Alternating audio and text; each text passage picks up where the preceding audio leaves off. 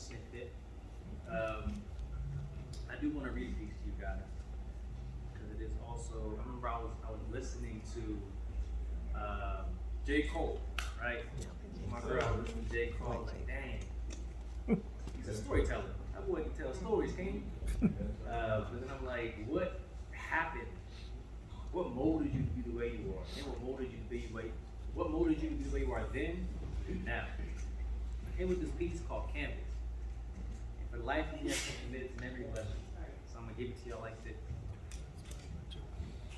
Imagine listening to the radio and you hear this young man's voice, young man. This man's voice in the radio. You try to put yourself in his shoes. And you can say to yourself, when you're around me, my senses feel like I'm the daredevil prospecting your surroundings, because when you speak, I hear the strain in your vocal cords like a tight fist is clenching comprehension in between tempers. I hear the tempo of boiling temper from misunderstood timber.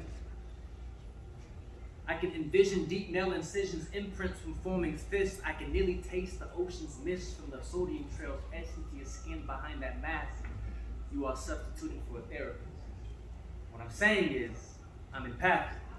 Your eyes like beaten trails, and I can't help but be tempted by the breadcrumbs you laid before me for someone to trail you. And I know you're afraid to show any trails like them, because then they would just call those projections and give you salty eyes on top of soaking them. See, I understand the anger that misunderstanding brings. But simmer down, young man.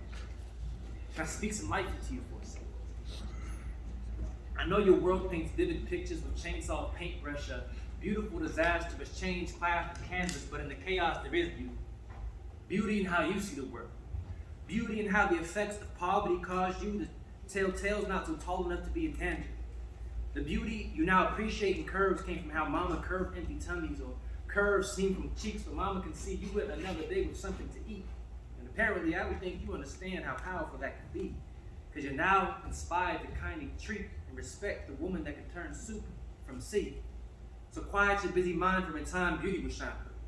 Shine like lyrics and paintings that portray ebony come up, for ivory tries to keep you down. Yet in the midst of adversity, I need you to shine like your presence. For you're gifted with the radiance of royalty, and I know your blood is boiling, but brewed up poetry is deep rooted in you like voodoo, reflecting grace of an Ogun, Obatala, or Oshun. Indeed, there lies a deity that's listening. And I hope eventually you hear when ancestors are speaking. Your vivid imagery claims how beautiful a day it is when you spend another day above hollow ground. Fulfilled holes hold deposits where dreams go to die, making everyday life choices expensive. So make life a luxury, one not worth squandering, and death a club most aren't dying to get into, yet the entry is inevitable. So don't cut the line because you feel you can't handle the pressure of the weight, and don't pay that cover of a tombstone too soon, for what's etched into it now is not the final words on your slate to say. You know there's beauty in the misunderstanding of a cover. For you're a book read at a glance, no regards for its contents. You are garments, judged by appearance, but understand how you're the most beautiful thing to come into the world's context. You are truly God's creation. We are most godly when we artistically see God's paintbrush. We be carbon copies.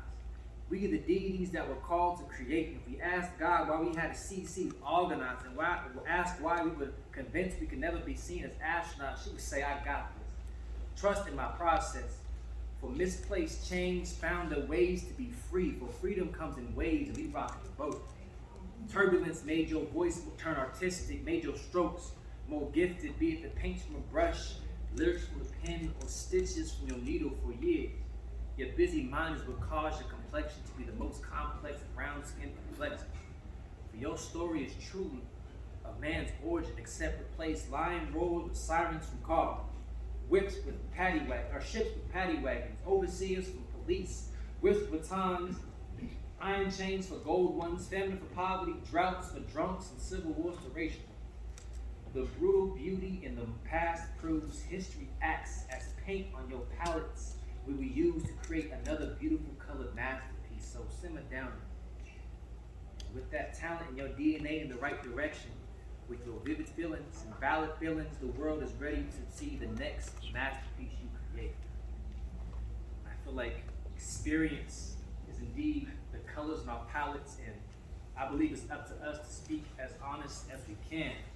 Because I love quoting this dude. He goes by the name of Paul Willis. This real dope cat from Boston, but was in Sacramento for so long. Is advocate for the community.